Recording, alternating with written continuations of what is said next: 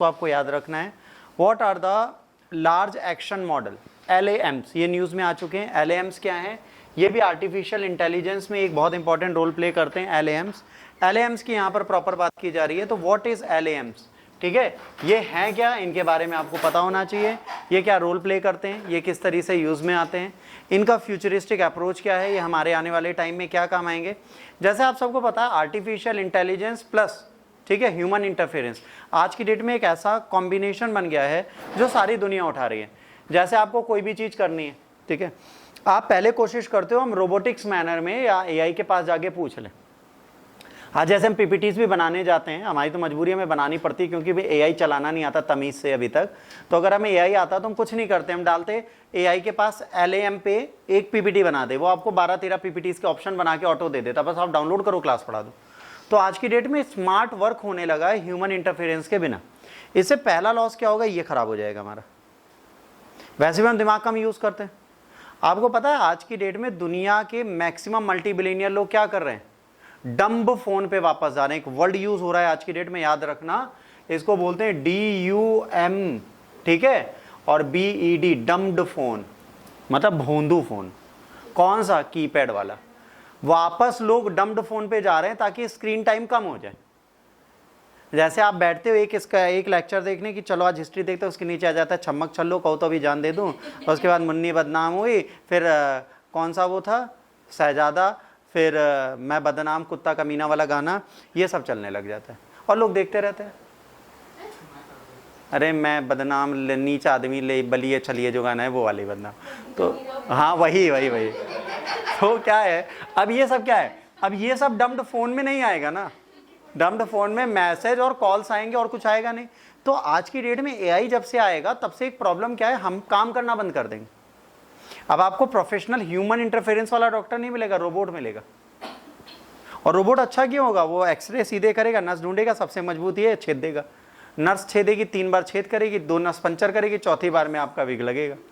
तो विगो लगाते लगाते आपके 4-5 छेद हो जाते हैं, है ना। तो ये सारी चीजें हमारे साथ होती हैं। अब समझिए है क्या, enterprises globally are adopting large action model that understand complex goal communicated with natural language, they follow with the automation action to achieve them। हम नॉर्मल भाषा में जो चीज बोलते हैं, नॉर्मल लैंग्वेज में, हमने एकदम नेचुरल लैंग्वेज में बोला कि शीरी एक PPT बना दो, किस पे, इस पे कि मुन्नी बदनाम क्यों हुई, वो बना डालेगी। आपको बस बोलना है, वो खुद सोच लेगी मुन्नी कौन है, बदनाम कौन है और कहां पर है, बना दी आपके लिए PPT। मतलब नॉर्मल लैंग्वेज समझेगी। जैसे आपने कहा, जैसे कली क्या बोलती है, कली की है जब वो उससे एलेक्सा से बात करती है, Alexa what is the temperature बाहर, देन एलेक्सा सेड बाहर का तापमान आज 45 डिग्री है। तो वो आउटसाइड भूल जाती है, तो एलेक्सा व्हाट इज टेम्परेचर बाहर, तो बाहर समझ देती है, तो बता देती है। क्यों? नेचुरल लैंग्वेज हमारे AI समझ रहे हैं। अब ये AI उसे समझेगा ही नहीं, इसको पूरी तरह ऑटोमेशन एक्शन में अचीव करेगा, इनके लिए काम करेगा। LM advance artificial intelligence model है। पहली चीज क्या याद रखनी है, ये एडवांस्ड आर्टिफिशियल इंटेलिजेंस मॉडल है, AI का एडवांस वर्जन है। ये जो वर्जन अभी तक देख रहे हैं तो उस वर्जन से मतलब नहीं, हम एडवांसमेंट की तरफ जा रहे हैं। क्यों? क्योंकि हमारी लैंग्वेज समझ है। अभी तक अब क्या होता, मशीन लर्निंग में हम क्या करते थे, हम कमांड देते थे, जैसे सिस्टम है, ये मशीन लर्निंग है। इसकी खास बात क्या है, मैंने जो बताया वो प्रेजेंट कर रहा है, ठीक।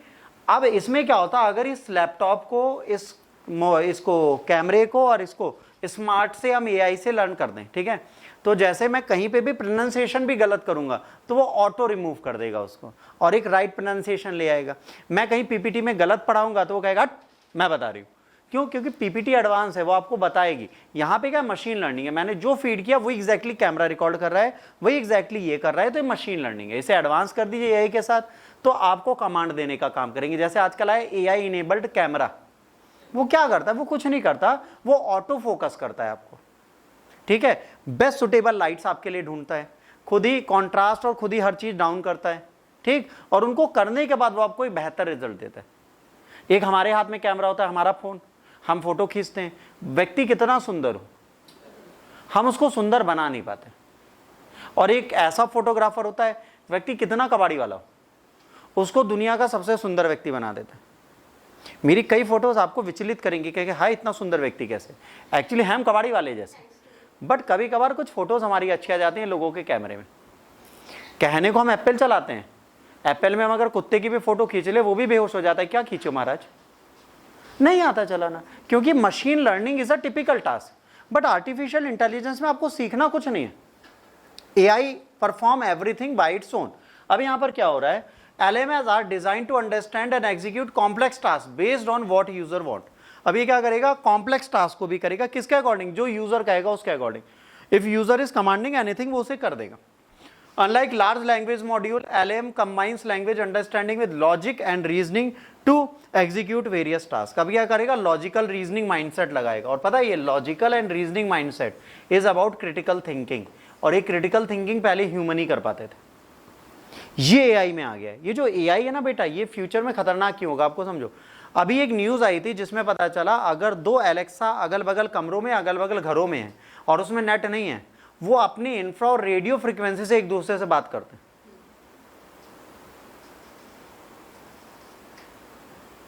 एलेक्सा और शीरी बात करते हैं, एलेक्सा और ओके गूगल बात करते हैं, और क्या बात करते हैं, our main function is to extend और किल और destroy human race from this earth. छोटी सी मशीनें बोल रही है हमें खत्म करना चाह रही है, वो बड़ी होगी तो क्या करेगी। तो एआई खतरनाक है, इसको समझना है, बट अभी हमारे लिए अच्छी है। तो LMN learns from the massive data set for user action information, uses data for strategic planning and proactive action in real time। अब ये क्या करती है, एक आर्टिफिशियल इंटेलिजेंस को बल्क ऑफ डेटा मिल रहा है भाई, उसने सिस्टम जनरेटेड है, नेट से कनेक्टेड है, उसने best out of all information ढूंढा, उसको रैंडमली तुरंत पढ़ा, क्लिक करके बेस्ट रिजल्ट आपके सामने दे दिया। अगर ये 4 से 5 हज़ार किताबें आपको आधे घंटे में पढ़नी हो और उसके बाद एक पीपीटी बनानी हो, टिपिकल टास्क है, ये 5 मिनट में आपको वो काम करके दे देगा।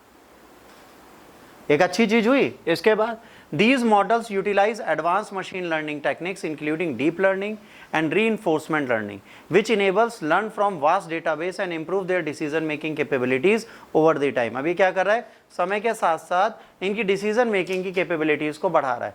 By analyzing past and present action, LAM can educate predictions about the future outcomes, thereby assisting planning strategy and real-time decision making for the complex environment। अभी क्या करता है, आज जितने डेटा अवेलेबल हैं उनसे आपकी कॉम्प्लेक्स प्रेडिक्शंस भी कर देता है। एआई बेस्ड एस्ट्रो एप्स आ चुकी हैं जहां पे आप अपनी कुंडली डालिए, दुनिया भर के यूट्यूब और प्रेडिक्शंस को उठा के एक बेस्ट प्रेडिक्शन आपको दे देगी विद रेमेडीज। पर अगर हम लोग देखेंगे तो क्या करना पड़ेगा, एक ह्यूमन अगर उसको देख रहा है तो हम पहले स्टार पोजीशन समझेंगे, फिर उसके ग्रह ढूंढेंगे, फिर उसके नक्षत्र ढूंढेंगे, फिर उनके आउटकम्स ढूंढेंगे, फिर आपको रिजल्ट देंगे। ये तो उसके पास उतना टाइम नहीं है, उसने एक जनरलाइजेशन उठाया, उस ग्रह का उठा के आपको दे दिया। तो ये चीज क्या है, आपको रैपिड रिजल्ट देने का काम करेगी। तो ये डीप लर्निंग का मतलब है सारे डेटाबेस को इसके पास पहुंचा देना। अब इसके बाद their application ranges across numerous field from personal assistance, automotive vehicles and robotics to health care as well as financial modelling. इन जगह पर हम इसको यूज कर सकते हैं। अब मजेदार बात है, we are talking about health cares. Health cares में सबसे अच्छी चीज क्या कर सकता है रोबोट।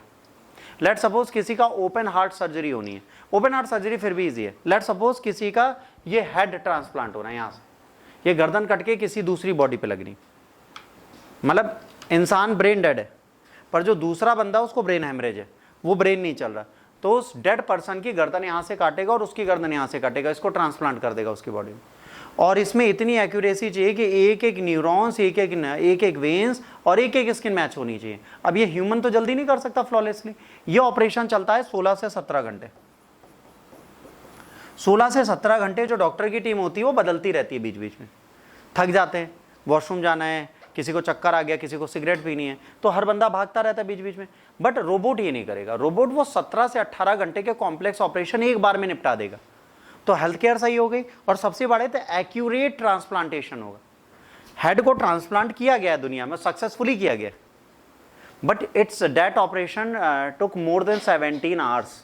17 घंटे लगातार खड़े रहना बिना फैटीग के, वो भी आंखें गड़ाए रखना, सूजा चलाना, नसें जोड़ना, it what human can't do, और वो ह्यूमंस ने किया है। अगर वही डेटा उठा के आप एक रोबोट को दे दो, उसकी एक्यूरेसी हमसे बेहतर होगी, क्योंकि वो डिजाइन ही उस चीज के लिए किया है। तो ये कहीं ना कहीं ह्यूमन हेल्थ के लिए, ह्यूमन एनवायरनमेंट के लिए बहुत जरूरी है। लार्ज लैंग्वेज मॉडल होता क्या है, LLM is typically AI program that can recognize or generate text among other tasks. LLM trained on huge set of data, hence named large. इसको बहुत सारा डेटा दे दिया जाता है, 15-20 लाख लोगों के ऑपरेशन का डेटा पकड़ा दिया, उनको चेक करेगा, फिर आपको देगा। जैसे आपने रोबोट मूवी देखी, उसमें चिट्टी भाई साहब थे, उन्होंने जब एक प्रेग्नेंट वुमेन की डिलीवरी कराई नॉर्मली, तो उन्होंने एक्सरे किया, कहा इधर घुमाएंगे निकल जाएगी, गुत्थी पड़ी थी ना अंदर, उन्होंने लाइव दिखाया मैंने क्या किया। ये कैसे किया? उनके पास एक पूरा डेटा वर्ल्ड वाइड पड़ा है कि कैसे डिलीवरीज होती है नॉर्मल, उसको उठा के कर दिया। वो ये है आज की डेट। ये चीज जो हमें मूवीज में दिखाए गए वो अब रियल में आने लगा है हमारी लाइफ में। LLM use a type of machine learning called deep learning in order to understand how characteristics, words, characters, sentence functions together. अब समझो, deep learning and machine learning में अंतर है। मशीन लर्निंग जो हमारे सामने, deep learning number of data and the outcome will be auto generated. जब number of data आप डालोगे तो आउटकम अपने आप जनरेट होगा। जैसे डीप लर्निंग गूगल करता है, गूगल असिस्टेंट क्या करता है, आप डालते हो वॉर, ठीक, इंडिया में बैठ के वॉर डालते हो, तो जब जैसे सर्च की बटन दबाते हो वो वॉर में इंडियन वॉर्स भी देता है, वर्ल्ड वॉर भी देता है, नियर बाई वॉर्स भी देता है। क्या बताता है अभी तक इंडिया के आसपास कितनी वॉर हुई, इंडिया कितनी वॉर में वेस्ट था।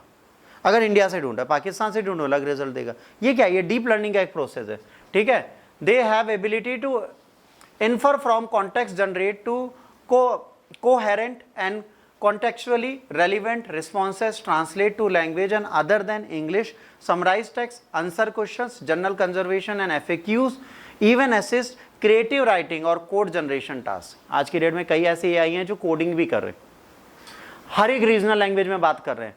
तो ये डीप लर्निंग के बिना प्रोसेस हो ही नहीं सकता था। अगर उन्हें डीप लर्निंग नहीं सिखाई जाती तो शायद ये AI हमारे लिए काम ना करते। ठीक, अब चलते हैं